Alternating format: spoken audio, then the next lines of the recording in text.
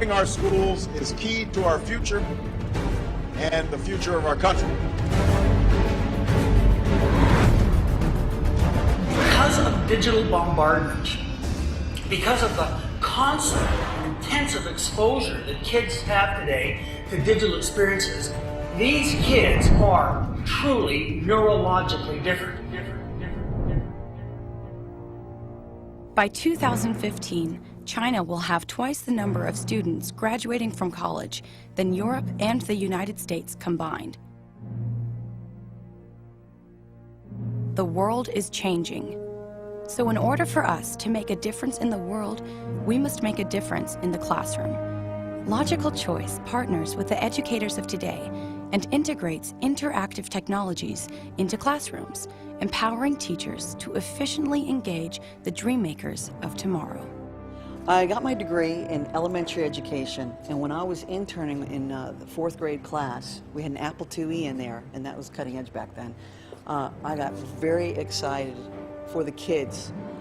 When they came into class, I did all the curriculum through the computer, and they were just so engaged. And it was then that I was inspired to get into a business that can help provide cutting-edge technologies that were making a difference for the teachers and for the students.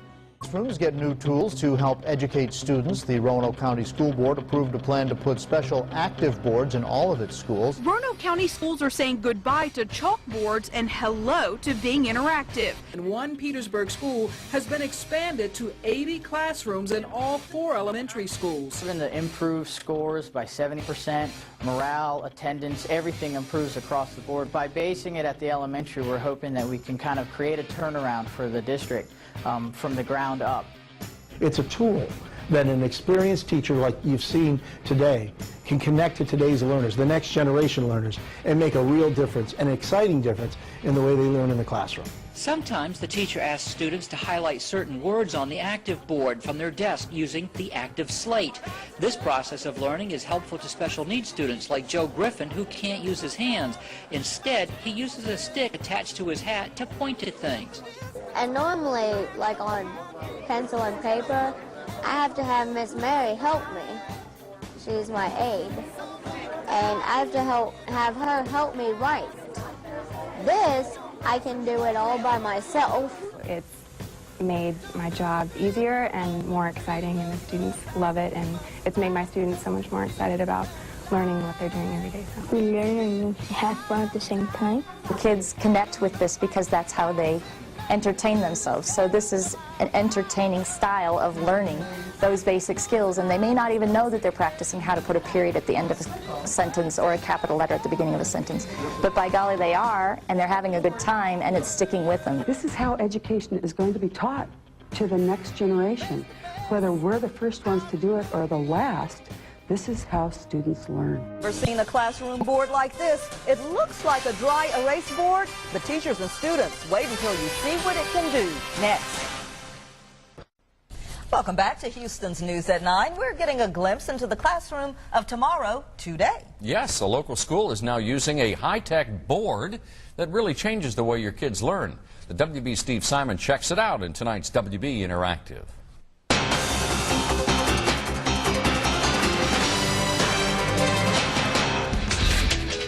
When your parents went to school, they learned off the chalkboard. Most kids now learn from a board like this.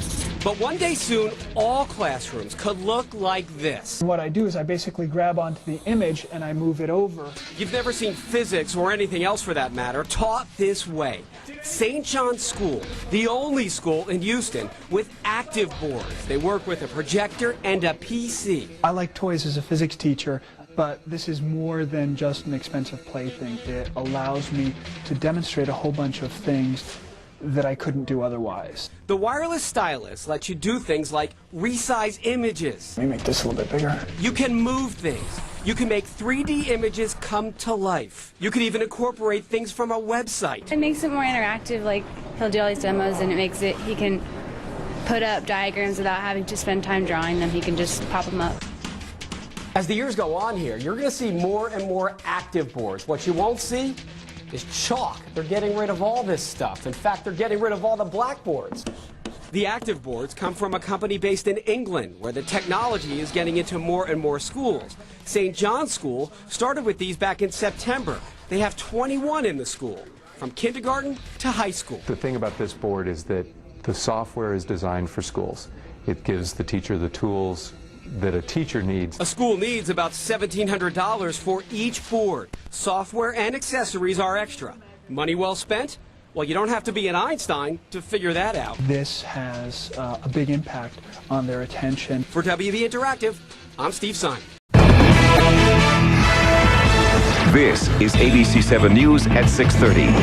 You know it's true. Today's kids understand computers better than today's adults will, and now slowly computers are replacing blackboards and books in the classroom.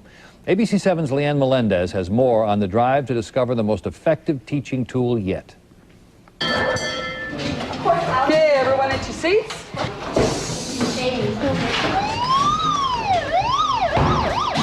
If you don't embrace technology, Miss Campbell's class is not for you. There are no chalkboards here. Art is taught with the help of an interactive computer screen called the Promethean Active Board. Every child is engaged in their own education. And if you engage a child physically, you've engaged them academically. While your watercolor is drying, Miss Campbell recorded her presentation early on and added music to it. She dims the lights and projects the lesson on the active board. she recorded it. Why not just say it? Well, these students get their information off the television, they get it through the computer, they get it through the internet. We have to reach them because that's the way they learn. Now her students put to practice what they've learned. It's one of those classes where it's not just about individual work, it's about everybody's work. We have technology to where we can get stuff off the internet quicker and faster, and it helps us a lot better. At Redwood Middle School in Napa, Miss Campbell's students also study pieces on display at museums around the world. And we can see the Mona Lisa as though we're there. Other schools are also embracing this technology. Students can highlight the board with electronic pens. The wild things. Kids here are experiencing a situation rather than reading about it. This kind of technology in the classroom began in England. In fact, 34% of the classrooms in the UK use these boards, but only 8% of the classrooms here in America have them. But the goal is to reach 28% by 2010. The cost today for this new technology is nearly $5,000 per classroom. So how much of today's lesson did Campbell students learn? Each of them is given a device called an Activote. She quizzes them and the device records each of their answers. We've got 64% right, not enough. This way the teacher and only the teacher knows who gets it and discreetly approaches those students who don't. I'm able to do a little self-teach like, gee, that is a beautiful monochromatic painting. See, I can see the light colors, I can see that you only use blue, and you added black at the bottom. And what I've done is I've given the lesson to the student that didn't quite get it. This is how education is going to be taught to the next generation. Whether we're the first ones to do it or the last, this is how students learn.